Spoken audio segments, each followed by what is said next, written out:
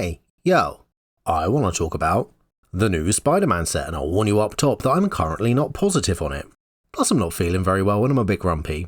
However, today's video is about me giving this set a chance. See, while I think of The Walking Dead as the patient zero for Universes Beyond, I think of this Spider-Man set as the prime example, the final form which I believe encapsulates all of the problems I have with UB. And yes, I will be pronouncing it UB because it's quicker than saying Universes Beyond every time. The phrase UB is already widely understood to mean blue-black, so I believe a distinction is needed for clarity. And if, like me, you think that's awkward to hear, then take it up with Wizards of the Coast who should have thought longer about their naming conventions before choosing to create this confusion. I'm in the process of working on a video where I use the Spider-Man set as a starting point to re-evaluate my perspective on UB as a whole, because Wizards of the Coast have said some very contradictory things on it over the years, with this phrase being the most famous example. That said, Universes Beyond cards will not be standard legal. Well that didn't last long, did it? But there's lots of other examples of contradictions, with the U-turn on frames probably being the most interesting one. It seems the reason black bordered Acorn cards needed to be introduced in unsets was because silver bordered cards didn't sell as well, and by all appearances this Spider-Man set has had a very troubled development with several last minute changes, additions and unintended consequences to their actions which at the very least has negatively impacted the art. So I think knowing this, WotC fear the set is subpar and are attempting to juice sales in much the same way as they did with Acorn cards and are just hoping people forget UB cards used to have their own symbol and frame. They've seemingly even tried to hide the fact that a change has even happened, by deleting the post where they made the announcement that the frames were getting replaced. As part of our continued efforts to reduce complexity, we are retiring the Universes Beyond frames and unifying all the Magic the Gathering frames within the standard Magic style. It's a statement you can now only read via the Wayback Machine. But I'm still in the research stages of that overall UB video, and before I can properly start work on it, I want to finish the current series of videos I'm working on, of which I think 2 have been released so far that are all thematically linked, with a third that was recorded like 3 weeks ago on the way after this month's quiz. Did you know the chance of finding rares in a pack was massively reduced in Bloomburrow? Do you remember Bloomburrow being any cheaper for it? Well, I've done a lot of work on breaking all of that down, so subscribe and stay tuned if you want to know more. Today's video is a bit of an odd duck then, or city pigeon if you will. Because before I can tell you my thoughts and feelings on UB through the perspective of the Spider-Man set, I first need to know what those thoughts and feelings are. And while I wouldn't usually turn my research process into content, the Spider-Man Play Booster box I ordered turned up a week earlier than I expected, you guys seemed to enjoy the last time I gave you my honest reactions and opinions to a set, and I thought even if I don't like it, it would still just be fun to chat Spider-Man, so zoom in. Okay, I've got my assistant Dr. Hands to grab the box and... what the hell is that? No dude, the playmat. Dear God. Well, appropriate though, I guess. Anyway, back to the box, and I expect the first thing inside will be the usual insert that tells you what the draft archetypes are for the set. There we go, and when I did a similar kind of video as this for Edge of Eternities, I'd managed to avoid all spoilers and previews. I haven't done that this time for Spider-Man, but I also haven't researched it proper. My interest in the set has been casual at best, as I wasn't sure I was going to cover it for the channel because quite frankly Universes Beyond just doesn't interest me. So currently I've only got the passing knowledge that I'd have acquired anyway as someone who plays the game rather than as someone who talks about it in videos, if that makes sense. Meaning I actually haven't bothered to look at most of the cards and don't know what the draft archetypes are. Is that only 5? Jeez. It's the ally colour pairs. I play Orzhov, so sucks to be me I guess. 5 archetypes I think is not unheard of in a full standard legal set, but I'll be honest, I expected more, especially as it's only the 2 colour pairs. Like, a 3 colour set could get away with 5, but I wonder if this is for them having to compensate for having to... because originally the set was going to be smaller like Assassin's Creed, but last minute they changed it and had to fill it up with commons and whatever to make it draftable and standard legal.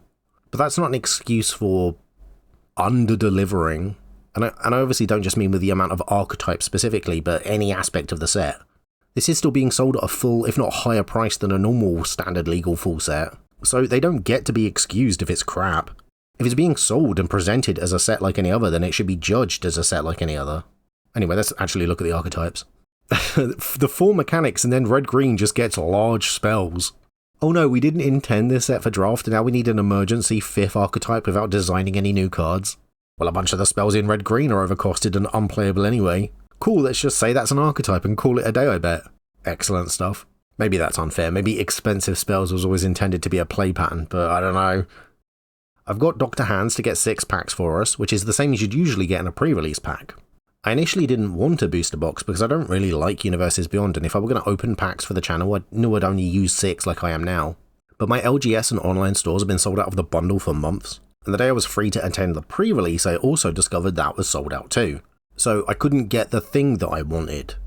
Being sold out is good news for the company, sure, but I'm not the company, I'm the customer, and that's bad for me because I couldn't buy the thing that I wanted to buy at release. And it's not about the money because yes, I didn't need to buy a booster box, I could only bought the 6 packs if that's what I wanted. But it's about the principle. I wanted a bundle or pre-release, and the lack of availability is a mark for me against this set. And no, I'm not going to pay markups from resellers, and the fact that WotC encouraged this by just not printing enough product for everyone who wants it is a problem. I thought the point of Universes Beyond was to bring in new players. Well, how does it look to them if they can't buy it when it comes out? Oh, sorry, I know you're brand new to the game, but if you wanted this product you may have only just discovered existed, then you should have pre-ordered it months ago like all the scalpers did. God, we're not even at pack 1 yet and this set is already under my skin. I'll put some pictures of cats up on screen or something so you've had something to look at while I've been ranting. We haven't even seen any cards yet, but I'll be honest, this set is facing an uphill battle to win me over. Anyway, here's pack 1. Okay, and we did it. We already have pulled a Spider-Man. Guess we've done it, lads. Everyone can go home now. But you know what? Let's start on a positive for pack 1 at least. Our spotlight card is the land, because I think the artwork is really nice. I don't know how that's meant to reflect a mountain or why someone like the Hobgoblin would need this sort of webbing to be summoned, but I guess that kind of thinking just doesn't matter anymore. I guess Universes Beyond is just a product for you to turn your brain off and say, yeah, I remember Spider-Man, I remember SpongeBob. No additional thought or analysis required. Christ, this was meant to be me being positive. But the art does look nice. Pack 2. Okay, that forest actually does look like it has a forest in the background, so I guess the buildings were the mountains in the previous one, and maybe that's why the Hobgoblin needs them, because that's where he lives or whatever. And the lizard over here might live in the forest, maybe that makes sense. I mean, I would assume he was in the sewer, but I guess, I mean, you can have plants growing in the sewer. Is there a sewer card in this set? Probably. I bet it's in green. So maybe this all tracks. See, I am willing to meet the set halfway. But our spotlight card is Origin of Spider-Man, because it reminds me of one of the big arguments in favour of Universes Beyond. I think Mark Rosewater said it, so if I can find it I'll show it on screen now, but in essence, UB is needed because certain cards and mechanics wouldn't have been designed if it weren't for external IPs to inspire them. And I call bullshit on that idea. The biggest example I've heard in favour of this argument is the summon cards from Final Fantasy, sagas becoming creatures or whatever, and if it weren't for Final Fantasy, play design would never in a million years have possibly ever thought of such a thing. Well, 2 points to that. First of all, it's nonsense. Off the top of my head, Aetherdrift had the Start Your Engines mechanic, Duskborn had rooms, March of the Machine had battles. All of these were entirely new design spaces, much more wild and out there than What If Creature but Enchantment. And they didn't need an external IP to be thought up. And the second, even if you did need the inspiration from an external IP, Innistrad alone proves you can do that without needing to actually license that IP for a one-to-one boring translation like we see here. Delver of Secrets is the Fly, Invisible Stalker is the Invisible Man, the Gitrog monster is that one movie about frogs. I think it was just called Frogs. There's that one ooze that was inspired by the Blob, there's a Dr. Jekyll and Mr. Hyde card, goddamn Frankenstein. Would Innistrad have been better if these cards were, like most Universes Beyond, just a one-to-one reference and depictions being like, look, it's the thing you know on a card, and then stop in there? No, because then we wouldn't have gotten Avacyn. The creature-type devils wouldn't have existed because both of those were born from Magic using movie references as a starting point and then building the world out from there. Angels and demons aren't really tropes in gothic horror, and there's not really any classic monster horror fiction about them. But Magic needed white and red creatures for the set, and so they got added, meaning Innistrad's world needed to be built flexibly to accommodate them. And I think the game is better for it, because it makes Innistrad's lore much more interesting and unique. And now, with Delver of Secrets, for instance, being a Magic IP character that's not just a reference, WotC are free to tell a new story with that character and have that story reflected in the cards in a way that deviate from the source material. Because Jeff Goldblum's The Fly never got possessed by an outer space jellyfish monster. And actually, thinking on it, we do have another Jeff Goldblum character on our card now, but we'll never be able to see that iterated upon in the same way like we did with Delver, because you can't do that kind of mechanic informing the flavour, flavour informing the mechanics design with Universes Beyond, because it's not world building, it's world referencing. WotC can't even get the goddamn rights to publish the cards on their own digital platform. They're not going to get the rights to be able to tell fan fiction or tell something new with a story. They can't iterate upon these characters because they don't own them. And I think the game is worse for it. Anyway, off track again, I was talking about Origins of Spider-Man. I probably should have saved that rant for the main UB video, but I'm not done actually, and I think I only said 2 points, but point the third. I don't ever want to hear the argument ever again that WotC can't, for whatever reason, come up with their own IP and they have to rely on Universes Beyond to get something done. Because WotC didn't just sell, but was the #1 card game for 30 years without having to rely on someone else's IP. Recently, the only reason Tarkir and Edge of Eternities didn't sell higher was because WotC hadn't printed enough of it. Both were on backorder as I understand, and this Spider-Man set proves that actually WotC can take an external IP and be inspired to make an original set, because that's exactly what they have done with those cards in Arena. The next time I hear them say, oh, well, we need to be inspired to make designs, I'm going to say, okay, do that then, and then don't be lazy or greedy and stop there. Do what you did with both Innistrad and Spider-Man and take the next step and be inspired to not just make original card mechanical designs, but also original lore and flavour designs too. It can be done, and Spider-Man proves it. Pack 3. Legendary creatures are common, not a problem in a singleton format, but I imagine it's going to make things like drafts suck. Also, is that 8 commons in this pack? That seems like a lot. I suppose they had to include extras lest we miss out on iconic Marvel characters like Hot Dog Cart, a Helicopter, or a Pigeon. And it's not our Spotlight card, but I want to look at Alien Symbiosis for a second. And more importantly, its Arena in-universe counterpart, which actually depicts Innistrad.